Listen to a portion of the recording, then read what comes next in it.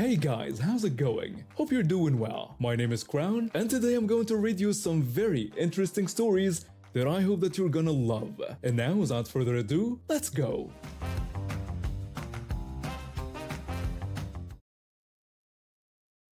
Three years ago, and in the private school I work at, we hired a new history teacher fresh out of university. The moment he walked through our doors, you could tell he thought he was something special. He had this air about him like he was destined for greatness and everyone else was just there to serve his needs. From day one, he made it clear that he considered administrative staff beneath him. It started with small things. When I'd greet him in the morning, he'd barely acknowledge me with a grunt. If I needed to deliver messages or paperwork to his classroom, he'd act like I was interrupting something monumentally important, even when he was just sitting at his desk scrolling through his phone.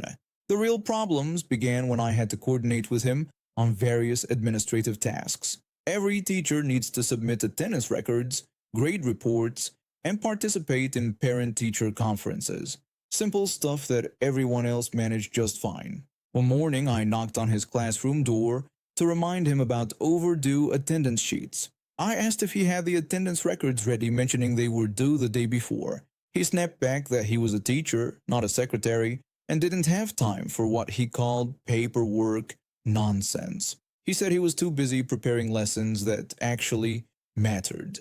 When I tried to explain that these records were required by the school board and all teachers needed to submit them, he got even more hostile. He told me he didn't get his master's degree to be bothered by administrative trivia and suggested I should focus on doing my own job instead of micromanaging his. I was stunned. I'd never been spoken to like that by a colleague. I explained that attendance tracking was a legal requirement, not optional paperwork, but he just waved me off dismissively. This became a pattern. Every interaction was a battle. When parents called asking about their children's progress in his class, he'd refuse to cooperate. He'd tell me to have parents email him directly because he wasn't going through the administrative chain for every little question. When I tried to explain that school policy required parent calls to go through the main office first to help us keep track of concerns, he'd cut me off saying he didn't care about our policies. He claimed he dealt with education, not bureaucracy. The worst incident happened during parent-teacher conference week. I was coordinating schedules and needed to confirm his availability for evening appointments. I asked if a 7 o'clock slot on Thursday would work for the Johnson family. He told me to just put them down whenever I wanted since his time didn't matter to anyone around here anyway. When I tried to explain I was asking to make sure it was convenient for him and we could find another time if needed, he exploded. He ranted about how schools were failing because instead of focusing on actual teaching, we wasted time on administrative nonsense. He said maybe if administrative people understood education, we'd realize teachers shouldn't be bothered with scheduling meetings with parents who probably didn't even care about their kids learning anyway. I bit my tongue, but his attitude was affecting everyone. Other staff members noticed how he treated me, and it created an uncomfortable atmosphere. The principal had to speak with him twice about professional courtesy, but it didn't seem to make much difference. What really bothered me wasn't just his rudeness to me personally, but how it reflected in his work. His classroom management was poor, and students frequently complained about his teaching methods. He'd assign massive amounts of reading without proper context, then act frustrated when students didn't understand complex historical concepts he'd barely explained. During faculty meetings, he'd interrupt other teachers and dismiss their ideas. He'd tell them their suggestions might work for elementary-level thinking, but history required more sophisticated approaches. When the principal suggested collaborative teaching methods, he'd roll his eyes and say he didn't study at university to hold hands and sing songs. He claimed real education meant challenging students, not spoon-feeding them. When test scores were released at the end of his first year, his students' history grades were significantly lower than previous years, and several parents had formally complained about his attitude during conferences. But instead of reflecting on his performance, he blamed everyone else. He insisted the students weren't prepared for real academic work and claimed the previous teacher obviously wasn't challenging them enough. He decided our school wasn't prestigious enough for his talents and moved to another institution across town. after 2 years. Everyone in the office breathed a sigh of relief when he left. Fast forward to last month. My boss was out for a dentist appointment, so I was covering his phone calls. Around 10 in the morning, I answered a call from someone with a very polite, professional voice. The caller introduced himself as the deputy headmaster from St. Augustine's Academy and explained he was calling to request a reference for a former teacher of ours who had applied for a position with them. St. Augustine's Academy is the most prestigious boys' school in our city. Getting a job there is like winning the education lottery. Only the best teachers with excellent track records even get considered. I told him I'd be happy to take down the details and asked which former teacher this was regarding. When he said the name, I burst out laughing. Not a polite chuckle, but actual laughter that I just couldn't stop. The deputy headmaster asked if everything was all right. I apologized for being completely unprofessional and admitted I was probably prejudiced because of how the teacher had treated me personally. But I also mentioned that during his time at our school, the history department's test scores had hit the lowest point in school history. The deputy headmaster said that was quite concerning and asked if he could call back to speak with my principal directly. I told him absolutely and that my boss would be back in an hour. When my boss returned, I filled him in on the call. He immediately phoned St. Augustine's back. He told the deputy headmaster that he needed to be completely honest about this candidate. While he said he couldn't discuss personality conflicts, he could say that if the teacher applied to work at our school again, they would not rehire him. He explained that the teacher's effectiveness was well below their standards and his professional conduct was problematic. The deputy headmaster thanked him for his candor and said that told them everything they needed to know. My boss hung up and looked at me with a huge grin. He said he thought it was safe to say the teacher wouldn't be getting that position. We both had a good laugh about it. The teacher, who thought he was too good for our school, who treated administrative staff like we were beneath him, had just lost his chance at the job of his dreams because of his own behavior. I never found out where he ended up working, but I do know he didn't get the position at St. Augustine's Academy.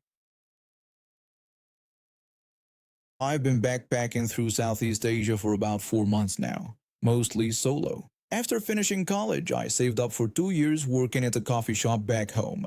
My parents thought I was crazy for using all my savings on this trip instead of getting a real job right away. But I knew this was my chance to see the world before settling down. When I got to Thailand about a month ago, I was staying at this popular hostel in Bangkok. That's where I met 2 other solo travelers, a guy from Australia and a girl from Germany. We hit it off pretty well during the first few nights, sharing stories and drinks on the hostel rooftop. They seemed cool and we had similar budgets, so when they suggested we travel together for a while, I thought why not. The Australian guy was really into planning every detail of our days. He'd wake up early to research the best temples, the cheapest street food spots, and the most efficient routes between places. The German girl was the same way. She had spreadsheets on her phone tracking our expenses and a detailed itinerary for each city we visited. At first, I appreciated their organization. I'm more of a go-with-the-flow person, so I figured I'd let them handle the planning while I just enjoyed the ride. It worked out well for the first couple of weeks. We visited some amazing temples in Bangkok, did a cooking class in Chiang Mai, and went island hopping in the south, but things started getting weird when we reached this small beach town. There was this little beachside restaurant that looked amazing, fairy lights strung up, tables right on the sand, and the smell of grilled seafood wafting over. I wanted to eat there for dinner, but the Australian guy immediately shot it down. He said the place was way too touristy and complained about the prices. He pointed out that pad thai cost $15 there, while we could get the same thing for $3 at a local place he'd found on his food blog. When I suggested that sometimes the experience was worth paying extra for, the German girl backed him up. She reminded me that we'd agreed to stick to our budget and said if we started splurging now, we'd run out of money before the trip ended. I didn't want to argue, so we ended up eating at their chosen spot, a tiny place with plastic chairs where the pad thai was indeed cheaper, but honestly, pretty bland. The whole time they kept talking about how smart we were for avoiding the tourist trap. The real problem started when we got to this island that's famous for its sunset views. I've been looking forward to it for weeks because my friend back home had posted these incredible photos from there. We found a decent guest house, and I was excited to explore. But then the German girl started laying down rules. She told me she'd research the best spots for photos and that we should hit the viewpoint at exactly 6:15 p.m. for optimal lighting. She said we could do the temple visit before that, but we needed to be out by 5:30 p.m. sharp. The Australian guy added that he'd found a great local market that closed at 4 p.m., so we should do that first. He emphasized that there would be no wandering around, and we had to stick to the plan. When I suggested we just see how the day went and maybe find some cool spots that weren't in their research, the German girl said that wasn't efficient. She reminded me we only had 2 days there and there was a lot to see. I tried to go along with it, but they were so rigid about everything.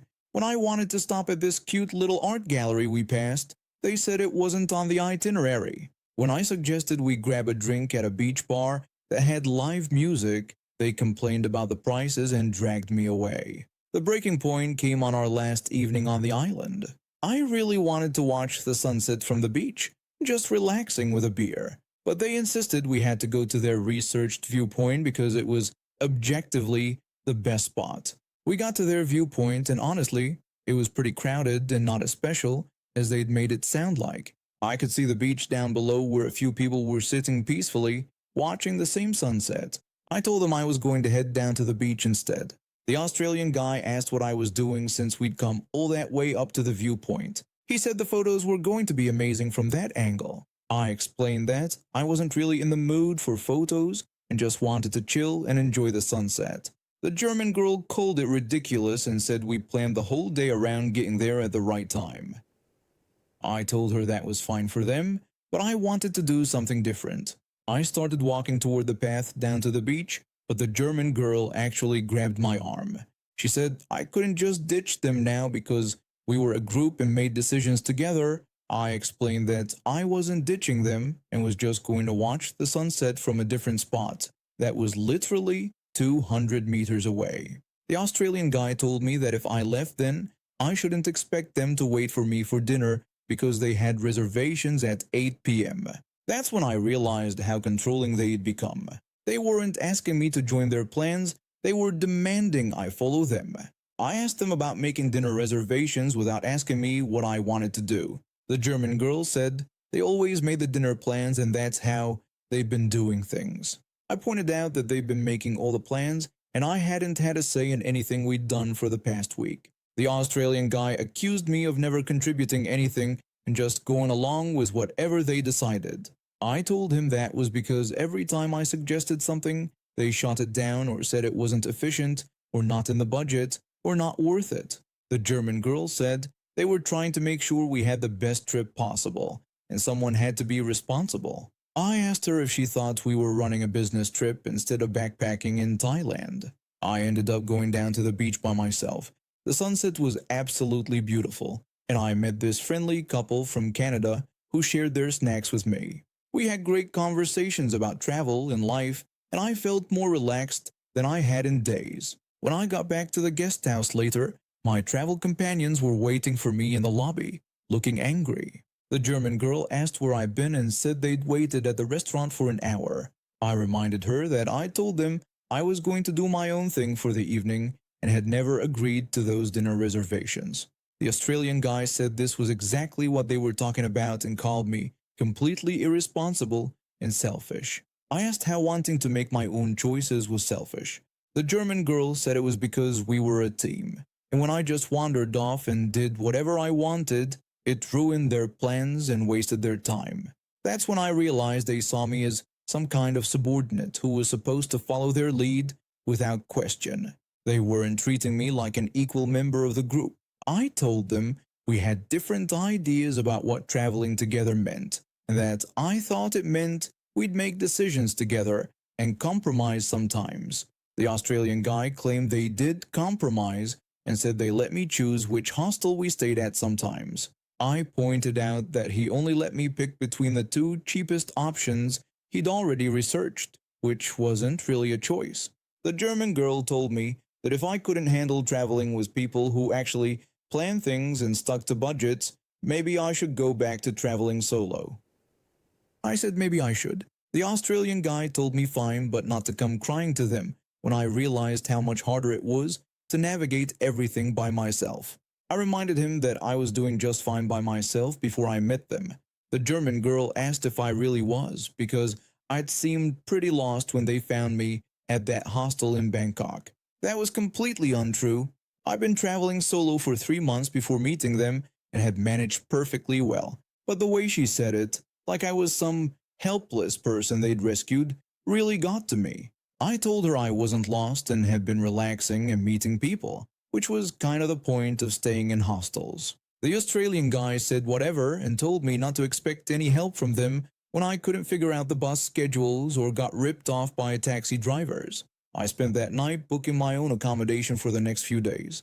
The next morning I packed my stuff while they were at breakfast. I left a note saying I was continuing my trip solo and wished them well. The funny thing is, the rest of my Thailand trip was incredible. Without their constant scheduling and budget monitoring, I could actually enjoy the experience. I tried street food they would have deemed too risky, visited temples that weren't on any top 10 lists, and had spontaneous conversations with locals and other travelers. 2 weeks later, I was in a beach town on the other side of the country when I ran into another backpacker who'd crossed paths with my former travel companions.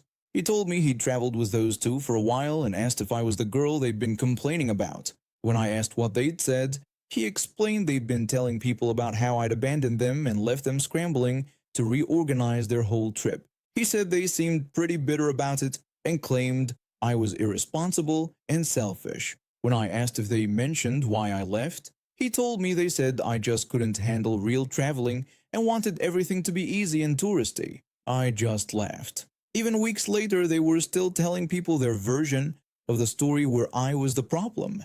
A month later, when I was back in Bangkok before flying home, I was at the same hostel where we'd first met, and I overheard two other travelers talking. One mentioned meeting an Australian guy and German girl who were looking for a third person to travel with them. He said they seemed really organized. The other traveler asked how it went. The first guy said it was terrible. He explained that they had every minute planned out and got angry when anyone wanted to deviate from their schedule at all. He said they lasted 3 days before telling them they were going their separate ways. When his friend asked what the Australian and German travelers said, he told him they claimed he and his travel partner were just like some other girl who'd traveled with them before, too immature for serious travel. I realized they'd probably gone through several people since me, all with the same complaints. Some people just can't handle the fact that not everyone wants to travel like they're on a corporate retreat. I was 20 years old, just a few weeks away from my 21st birthday, living at home while going to community college and working part-time at a local restaurant. My family situation was a bit complicated. My older half-sister worked for Homeland Security and traveled a lot for work, so when she was in town, we always tried to spend time together. My younger brother was 15 and played soccer, so our schedules didn't always line up perfectly. My cousin's 16th birthday was coming up and I knew exactly what he wanted, one of those new handheld gaming consoles that had just come out. He'd been dropping hints for months, showing me videos online and talking about all the games he wanted to play. Since I've been saving up some money from my restaurant job, I decided to surprise him. My half-sister had just gotten back from a work trip and offered to drive me to the electronics store. She suggested we pick up my brother from soccer practice on the way, making it a little family outing. I thought it sounded nice. We didn't get many chances to hang out all together. The drive to the store was pretty normal. My brother was tired from practice but in a good mood because his team had won their scrimmage.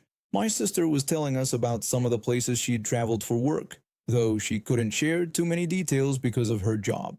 We were all looking forward to just spending some time together. When we got to the store, I headed straight to the gaming section, while my sister and brother wandered around looking at other electronics. The console was exactly where I expected it to be, and luckily they had it in stock. I grabbed one along with a couple of games I thought my cousin would like. After I paid for everything, I was walking through the store when I spotted my partner behind one of the customer service counters. We'd been dating for about 6 months, and they'd gotten this job at the electronics store a few weeks earlier. Since I was in no hurry and my sister was still browsing with my brother, I walked over to say hi. We were just chatting about their new job and how they were liking it when I heard someone behind me clear their throat loudly. Someone said, "Excuse me," from behind me, but I didn't turn around. I was wearing jeans and a plain t-shirt, nothing that looked even remotely like a store uniform. I figured whoever it was would realize I didn't work there and find an actual employee. But then the voice got louder and more demanding. The person repeated their "excuse me" much more forcefully, saying they were talking to me. I still didn't turn around. My partner gave me a look and I started to get an uncomfortable feeling in my stomach. That's when the woman behind me started yelling. She asked if I was deaf and said she had said, "Excuse me." She called me lazy and fat, saying I was supposed to help customers instead of standing around chatting with my friends. I finally turned around. Standing behind me was a woman who looked to be in her 40s with short blonde hair and the kind of expression that suggested she was used to getting her way by yelling at people. I told her I didn't work there, but she didn't believe me. She said I was lying and accused me of being an employee who was avoiding my job. She demanded that I help her find something right now. I explained again that I really didn't work there and was just a customer shopping like her. I suggested she look for actual employees wearing name tags throughout the store if she needed help, but she didn't care what I said. She insisted I was there to help her and told me to stop being lazy and do my job. That's when I noticed my brother had wandered over and was standing a few feet away, probably curious about what all the yelling was about. The woman's eyes landed on him and her expression changed to something even more unpleasant. She asked what I was doing with that child and where I was taking him. She wanted to know if I was supposed to be watching him during work hours. Something about the way she said it and the look in her eyes made my skin crawl. This wasn't just about her thinking I worked at the store anymore. Something was very wrong with this situation. I told her she needed to back away from us right now, then quietly told my brother to go find our sister. My brother must have picked up on the urgency in my voice because he didn't ask questions. He just took off toward the other side of the store where our sister was looking at laptops. The woman yelled that he shouldn't walk away from her because she wasn't done with us. She started moving toward me, and I realized I was backing up without meaning to. My partner had gone to get a manager, but they weren't back yet. The woman kept advancing and I suddenly felt trapped. She told me I thought I could just ignore her and that I thought I was better than her. She said she would show me what happens to people who don't know their place. That's when she reached into her purse and pulled out a kitchen knife. Not a small pocket knife, an actual kitchen knife with about a 6-inch blade. She said maybe this would get my attention while waving the knife at me. I felt my blood turn to ice. I was backed against the display shelf with nowhere to go, and this crazy woman was waving a knife at me. I'd never been in a situation like this before and had no idea what to do. I didn't have anything to defend myself with, and she was close enough that I couldn't run without her being able to catch me. Just when I thought things couldn't get any worse, I heard the most beautiful sound in the world. My sister yelled that she was a federal agent and ordered the woman to drop the weapon immediately. I turned my head slightly and saw my sister standing about 15 feet away with her service weapon drawn and her badge clearly visible. Her voice had that tone of absolute authority that brooked no argument. She repeated her command to drop the weapon, saying it more forcefully. The change in the woman was immediate and dramatic. The knife clattered to the floor, and she literally wet herself right there in front of everyone. The smell hit me a second later. The woman started stammering that she didn't mean anything and was just trying to get help. My sister ordered her to get on the ground with her hands behind her head. The woman dropped to her knees, sobbing and shaking, pleading that she didn't mean anything. My sister kept her weapon trained on her while reaching for her radio to call for backup. Store security and the manager came running from different directions. That's when the adrenaline hit me like a freight train. 1 second I was standing there watching this woman get arrested, and the next second everything went black. I remember starting to fall and feeling my head connect with something hard, but after that, nothing. I woke up in the back of an ambulance with the worst headache of my life. One of the paramedics was shining a light in my eyes and asking me questions about what day it was and who the president was. My sister was sitting beside me, still in her work clothes, but without her weapon drawn this time. The paramedic told me I had taken quite a hit to the head when I passed out and that they were taking me to the hospital to get checked out. My sister explained that the doctors thought I might have a mild concussion and possibly a small fracture in my skull from where I hit the shelf, but that I was going to be okay. I asked what happened to the woman, and my sister told me she was in custody. She said they were charging her with attempted assault with a deadly weapon, and since there were some things she said that suggested bias motivation, they were adding hate crime enhancements. I spent 2 days in the hospital for observation. The concussion was pretty mild, but the skull fracture needed to be monitored. My partner visited every day, and my brother felt guilty about the whole thing even though I kept telling him it wasn't his fault. The legal proceedings took months. The woman, and yes, her name really was Karen, tried to claim she was just frustrated and didn't mean to threaten anyone. But the store's security cameras caught everything, including her pulling the knife and advancing toward me. She was initially sentenced to 2 years, but apparently she got into a violent altercation with another inmate within her first few months and picked up additional charges. Her parole has been denied multiple times, and she's still serving time. My brother finished high school and is now married with 2 kids of his own. My cousin, the one I bought the gaming console for that day, just graduated from college and got accepted into the FBI Academy. And my sister is still out there, keeping people safe and apparently showing up at exactly the right moment when her family needs her. I never did find out what that woman originally wanted help with in the store. Somehow, I don't think it really mattered. I'm 28 and I've been backpacking through Southeast Asia for about 3 months now. It's been amazing. The food, the beaches, the people. I saved up for 2 years working at a marketing firm back home to make this trip happen. And honestly, it's been everything I dreamed of and more. About a month ago, when I got to Thailand, I was staying at this hostel in Bangkok and met 2 other solo travelers. They seemed cool at first. We grabbed dinner together on my first night, went to some temples the next day, and just clicked. They suggested we stick together for a while since we were all heading in the same direction down south. I was totally up for it because traveling solo can get lonely sometimes, and having company sounded great. The first girl was this super organized type who had her entire 3-month itinerary planned down to the hour. She had spreadsheets for everything, budget tracking, must-see places, even restaurant recommendations organized by region. The second girl was similar, always checking her phone for the best deals on accommodations and activities, constantly researching our next destination before we even finished exploring the current one. Me? I'm completely different. I like to wake up and see what the day brings. Maybe I'll spend the whole afternoon at a cafe reading. Or maybe I'll randomly join a cooking class I saw advertised on the street. That's what traveling is about for me. Spontaneity and going with the flow.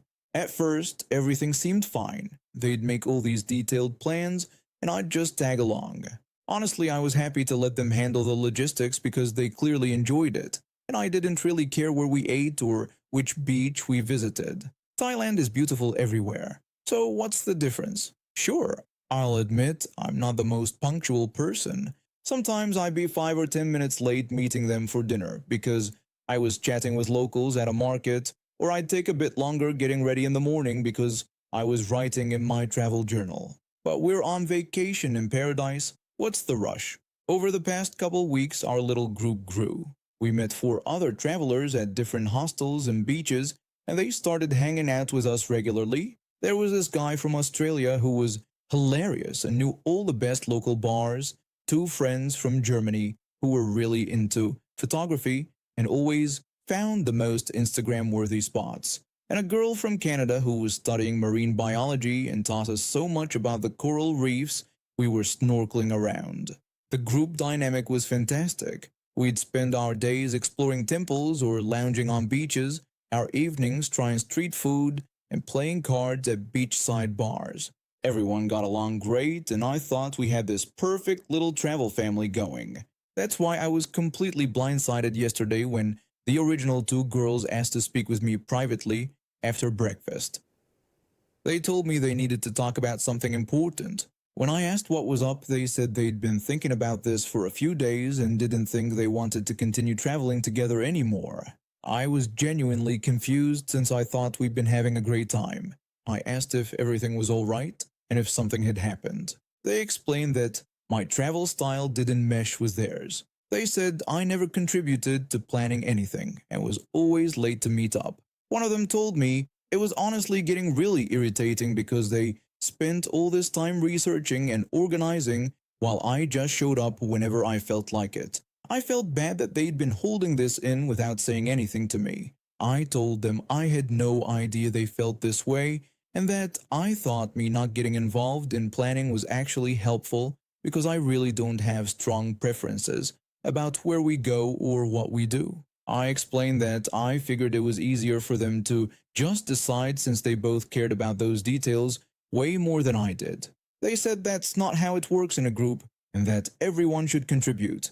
I apologized and said if they had told me this was bothering them, I would have been happy to compromise. I told them I could definitely work on being more punctual, and if they wanted me to help with planning, I was totally willing to do that. I genuinely meant it. I didn't want to lose these friendships over something so fixable, but they said they'd already made up their minds and didn't want to travel together anymore.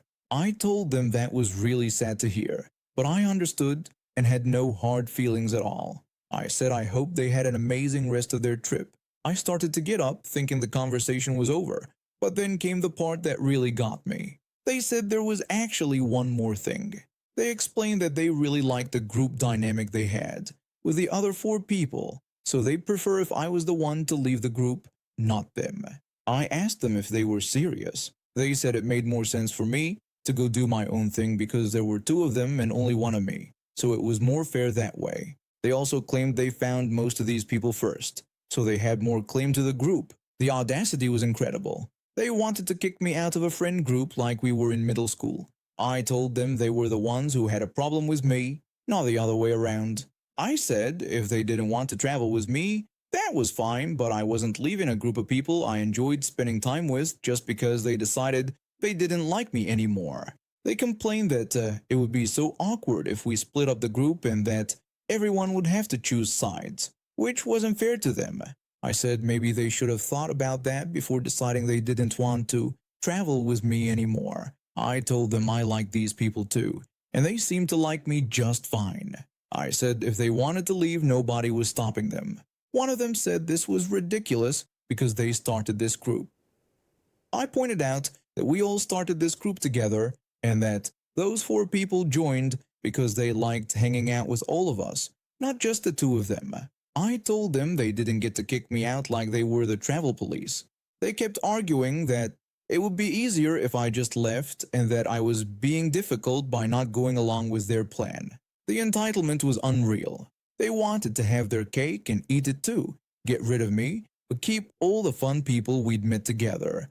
I told them I wasn't going anywhere. I said if they wanted to travel without me, they were welcome to leave anytime, but I was staying with my friends. They walked off in a huff, clearly expecting me to just roll over and do whatever they wanted. Later that day, I decided to talk to the other 4 people individually and explain the situation. I wanted to be transparent about what was happening rather than let things get weird and dramatic. Turns out, they had all noticed how controlling and uptight the original 2 could be.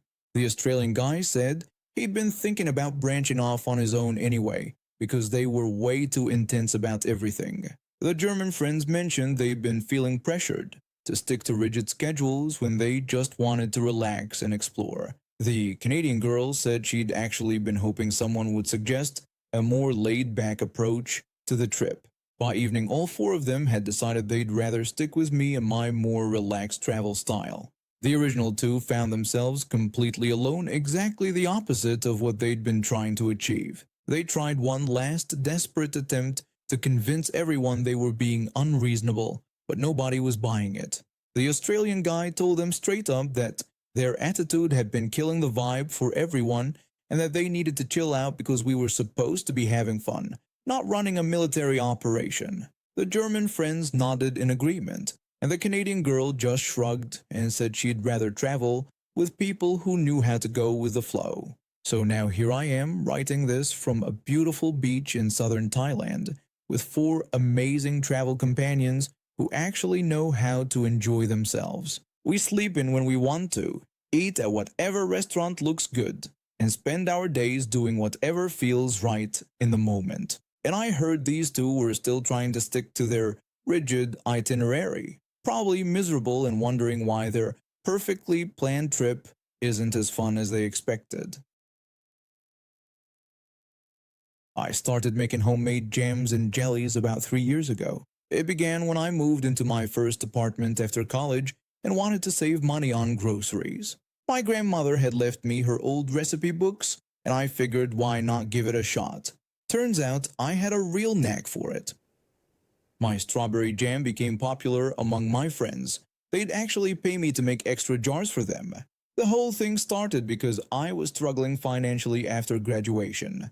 Student loans were eating up most of my paycheck from my entry-level marketing job, and I was trying to find ways to stretch my budget. Making my own preserves seemed like a good idea. Plus, it reminded me of my grandmother who used to can everything from her garden. She died when I was 15, but I always remembered how proud she was of her homemade goods. Over the years, my jam-making hobby turned into a small side business. I started selling at the local farmers market on weekends, and word spread quickly. My strawberry jam was definitely the crowd favorite.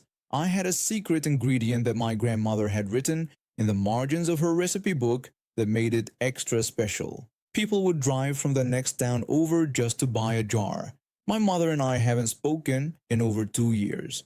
She's always been the type of person who thinks the world owes her something, but things got really bad after she married my stepfather. He's just as entitled as she is, maybe worse. They both have this attitude that families should just hand them whatever they want without question. The final straw came when she demanded I give her my car because hers broke down and she didn't want to deal with getting it fixed. When I said no, she threw a fit and told me I was ungrateful for everything she'd done for me. That was the last conversation we had. My aunt has been the go-between ever since. She tries to stay neutral, but I know she sees how ridiculous my mother can be. My aunt is the one who told me that my mother had been bragging to everyone about how successful my jam business was becoming, taking credit for inspiring my creativity, even though she's never supported anything I've done. Last Tuesday, my aunt called me while I was prepping strawberries for my weekend batch. She told me she got a weird message from my mother that she was supposed to pass along to me. I asked her what it was now, already dreading the answer. My aunt explained that my mother wanted her to tell me that the honeysuckle was in full bloom at their house. She said they wouldn't be home tomorrow if I wanted to come get some, but she wanted a couple jars of my strawberry jam in exchange. And apparently my stepfather wanted some honeysuckle jelly when I made it. I had to put down my knife because my hands started shaking from anger. I asked my aunt if she was kidding me right now. She said she knew how ridiculous it was and that she'd already told my mother the same thing. But you know how she is. So let me get this straight, I said to my aunt. She wants me to drive 40 minutes to their house, do free labor picking flowers in their yard, use my time and ingredients to make jelly, and then give them free jars of my best-selling product. The product I sell for $15 a jar at the market. My aunt confirmed that was about the size of it. I reminded my aunt that this was coming from the woman who told me I was a selfish brat for not giving her my car. My aunt said she tried to talk some sense into her, but my mother said family should help each other out. The irony was incredible. Family should help each other out, but only when it benefits her apparently. I've been running my jam business completely on my own for 3 years. Never asked her for money, never asked for help, never asked for anything. But now that I was successful, suddenly she wanted to cash in. I told my aunt she could tell my mother. I said absolutely not. If she wants honeysuckle jelly, she can make it herself. My aunt said she figured that's what I'd say and that she just wanted to pass along the message. But I couldn't let it go. The more I thought about it, the angrier I got. This woman had the nerve to cut me out of her life over a car but now she wanted free labor and free products. The entitlement was unreal. I decided to respond, but not the way she expected. I had my aunt pass along a message the next day. I told my aunt to tell her I got her message about the honeysuckle. My aunt asked what she should say. I told her to tell my mother that I'd rather collect flowers sprayed with poison and make jelly out of that. It would still be less toxic than dealing with her. My aunt said, "Oh my God, she couldn't say that." "Fine," I said. "Then tell her this. I'm a business owner now, not her personal servant. If she wants my jam, she can buy it at the farmer's market like everyone else. $15 a jar, cash only." My aunt agreed to pass that along, though she warned me it wouldn't go over well. Sure enough, within an hour my aunt called back. She said that went about as well as expected. I asked what my mother said. My aunt told me she was furious. She said my mother claimed I was being ungrateful and that she's my mother, so I should respect her wishes. My stepfather chimed in too, saying I was being greedy and that family doesn't charge family. I reminded my aunt that family also doesn't abandon each other over a car, but here we are. My aunt also mentioned that my mother said she was going to tell everyone at church how selfish I become. That actually made me laugh. I told my aunt good, maybe they'll realize what kind of person she really is. 2 weeks later, my aunt called with an update that made my whole month. She asked if I remembered how my mother was going to tell everyone at church about me. I said, yeah, what about it? My aunt explained that it turns out half the congregation already knows about my jam business. Mrs. Patterson from the church council has been buying from me at the farmer's market for months. When my mother started bad-mouthing me, Mrs. Patterson stood up and told everyone how hardworking and sweet I am, and how proud they should all be of my success. I said no way. My aunt said it gets better. 3 other church ladies chimed in about how much they love my products. My mother tried to save face by saying she was just upset I wouldn't share family recipes, but Mrs. Patterson shut that down too. She said she'd heard the whole story about the car incident and that my mother should be ashamed of herself. I told my aunt Mrs. Patterson did that. My aunt said she's been telling everyone they should support my business instead of expecting free handouts. My mother left the service early, completely embarrassed. A month later, my stepfather showed up at the farmer's market. I was restocking my strawberry jam display when I noticed him hovering around my booth, trying to act casual. I asked if I could help him with something. He said he wanted to buy some of that strawberry jam everyone's talking about. I told him that'll be $15. He handed over the money without arguing, which was probably the first time in his life he'd paid for something without complaining about the price. When he was getting ready to leave, he mentioned that my mother doesn't know he's there. I said I figured as much. When he walked away with his jar, I just smiled. And now we have reached the end of today's stories. Thank you for watching, and see you next time.